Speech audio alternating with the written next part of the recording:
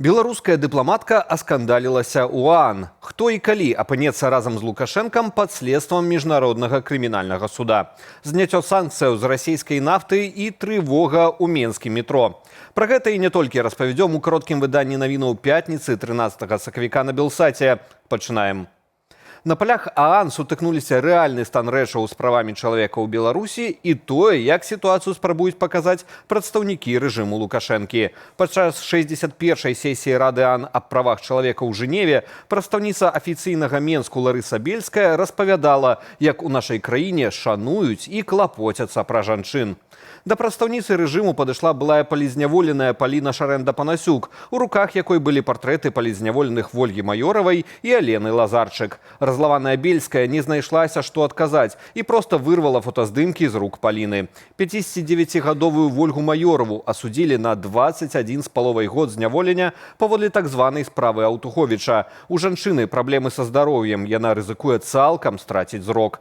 Тэрмін 51-гадовай Алены Лазарчык – 9,5 гадоў калоніі. Абедзвюх жанчын утрымліваюць у калоніі для рэцыдывістак у Рэчыцкім раёне. Шлях да трыбуналу афіцыйна адкрыты. Міжнародны крымінальны суд пачаў расследаванне злачынстваў супраць чалавечнасці, учыненых рэжымам Лукашэнкі. Галоўны пункт абвінавачання – незаконныя дэпартацыі і палітычны пераслед. Расследаванне ахопіць падзеі, пачынаючы з 1 траўня 2020 года.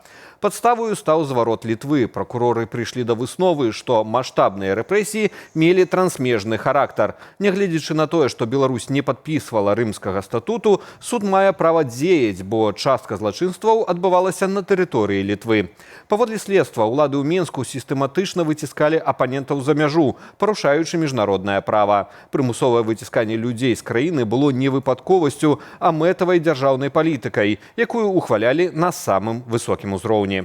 Пасля ўжо прынятага рашэння міжнароднага крымінальнага суда могуць быць распачатыя крымінальныя справы ў дачыненні канкрэтных асобаў. Паводле ацэнкі юрыстаў Народнага антыкрызіснага ўпраўлення, першымі пад асаблівую увагу трапяць Лукашэнка ды камандуючы ўнутранымі войскамі Мікалай Карпянкоў. Пра гэта ў эфіры студыі Белсат заявіў кіраўнік НАУ, намеснік кіраўніцы аб'яднанага пераходнага кабінету Павел Латушка. Пасля таго, як узбуджаецца ўжо крымінальная справа, пракурор пасля аналізу ўсіх матэрыялаў мае права звярнуцца ў папярэднюю палату расследаванняў міжнароднага крымінальнага суда з просьбай аб выдачы ордэраў на арышт у адносінах тых асоб, як мы называем Лукашенко і Карпянкоў, альбо патрабаваць, каб яны з'явіліся ў суд. Ну, зразумела, што ніхто ў суд яны не паедуць, але тое, што яны будуць абвешчаны ў міжнародны вышук у больш чым 126 краінах свету, якія з'яўляюцца членамі міжнароднага крымінальнага суда, гэта абсалютная рэальнасць. ЗША на месяц да 11 красавіка часткова знялі санкцыі з расійскай нафты. Толькі той, што ўжо была загружаная на танкеры, распавёў кіраўнік амерыканскага Мінфіну Скотт Бесент. Гэткім чынам Вашынгтон спрабуе знізіць ціск на сусветны рынак і кошт сыравіны на фоне вайсковай аперацыі супраць Ірану і фактычна спынення паставак праз Хормузскую пратоку. Са слоў Бесента, такі крок не прынясе Расіі дадатковых дывідэнтаў. Аднак, згодна аналізу агенцтва Reuters, падаражэнне нафты і так дасць у бюджэт краіны-агрэсара больш за 3 мільярды долараў.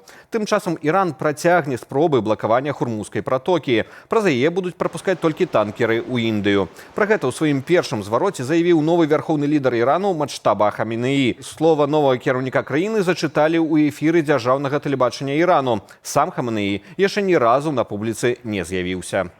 Надзвычайнае здарэнне ў менскім метро. Што праўда, трэнавальнае. На станцыі аэрадромная ноччу прайшлі вучэнні МНС.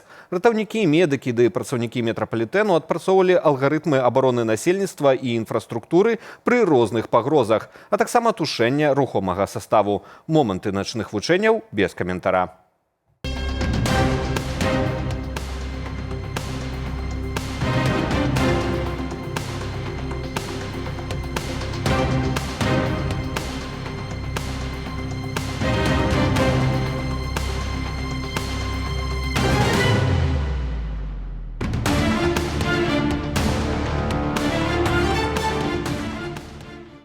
У У міністэрстве надзвычайных сітуацыяў таксама паведамілі пра сітуацыю з падтапленнямі. На сёння яны зарэгістраваны ўжо ў 16 раёнах Беларусі. У зону ўздзеяння трапілі між іншага 18 жылых дамоў і 44 падвор'я. Бліжэйшымі днямі чакаецца далейшы рост узроўня вады ў рэках, адзначылі ў ведамстве.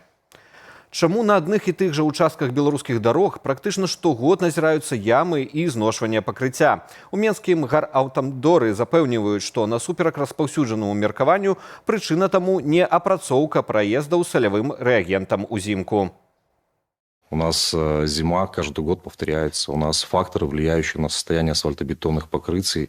Мы каждую зиму при переходе от положительной к отрицательной температуре влияют на состояние этого асфальтобетонного покрытия. Падрыхтоўка аўтамабільных дарог да летняй эксплуатацыі цяпер на кантролі Мінсктрансу. У ведамстве адзначылі, што асаблівую ўвагу надаюць не толькі выпраўленню дэфектаў пасля зімы, але і ліквідацыі застою вады, а таксама падтрыманню стану разметкі. Раней у міністэрстве паведамлялі, што цалкам дарогі для летняга выкарыстання плануюць падрыхтаваць да 9 траўня. Агулам сёлета маюць адрамантаваць 5000 кіламетраў шляхоў. Ці сапраўды карыстацца электракарам нашмат выгадней, чым звычайным бензінавым ці дызельным аўтам. У Міністэрстве антыманапольнага рэгулявання і гандлю на фоне павелічэння тарыфаў на беларускіх зарадных станцыях вырашылі падлічыць, колькі будуць каштаваць аўтаматару 100 кіламетраў дарогі. Гэта калі карыстацца паслугамі так званых павольных зарадных станцыяў, то для электракара з сярэднім расходам зараду 15,8 кВт-гадзіны на 100 кіламетраў абудуцца прыкладна ў 9 рублёў. Хуткасная зарадка пацягне не больш як 11,5 рубля за паездку. У той жа час гэткі 100-кіламетровы шлях абыдзецца уладальнікам бензінавага аўта ў 19 рублёў 20 копеек. На канец 2025 года ў Беларусі налічвалася 54 тысячы электракараў. З надыходам вясенняга цяпла ў Беларусі распачынаецца сезон пракату электрасамакатаў. На вуліцах аднаго толькі Менску з 15 сакавіка, як плануецца, з'явіцца больш за 15 тысяч такіх сродкаў персанальнай мабільнасці. У новым сезоне аматараў самакатаў чакаюць змены ў правілах іх карыстання. Гэтак паркаваць двухколавыя цяпер можна будзе толькі ў спецыяльна абазначаных паркоўках, каб не замінаць пешаходам. Завяршыць паездку за гэтымі зонамі будзе немагчыма. У залежнасці ад зоны паездкі будзе абмяжоўвацца і максімальная хуткасць самаката. У натоўпах яна складзе да 15 км за гадзіну, а на некаторых скрыжаваннях усяго 7. За парушэнне правілаў, напрыклад, за паездку ўдваіх на адным самакаце, аператары будуць блакаваць акаунт на ўвесь сезон. Сакавіцкае цяпло б'е рэкорды. У чацвер 12 сакавіка каля Кобрына на Берасцейшыне тэмпература паветра днём склала крыху больш за 18 градусаў. Папярэднім разам максімальны вынік у гэты дзень быў у 2002 годзе, паведамілі ў Белгідрамеце. Найбліжэйшымі выходнымі анамальнае цяпло на фоне сонечнага надвор'я захаваецца. Гэтак у суботу 14 сакавіка днём будзе ад 10 да 16 градусаў, а ў паднёвых рэгіёнах да 18. Аднак ужо ў наступным тыднем на надвор'е будуць уплываць франтальныя падзелы, якія прынясуць непрацяглыя дажджы. Тэмпература паветра панізіцца, аднак усё роўна будзе на 1-5 градусаў вышэй за норму. Больш навінаў чакайце ад маіх калегаў у вечаровых эфірах аб'ектыву і студыі Белсат о 20 гадзіне па Менску. Заклікаю ставіць лайкі і пакідаць каментары пад гэтым выданнем у Ютубе. Яны дапамагаюць нам пашыраць праўдзівую інфармацыю. Аднак дбайце пра ўласную лічбовую бяспеку. Беражыце сябе і заставайцеся з Белсатам.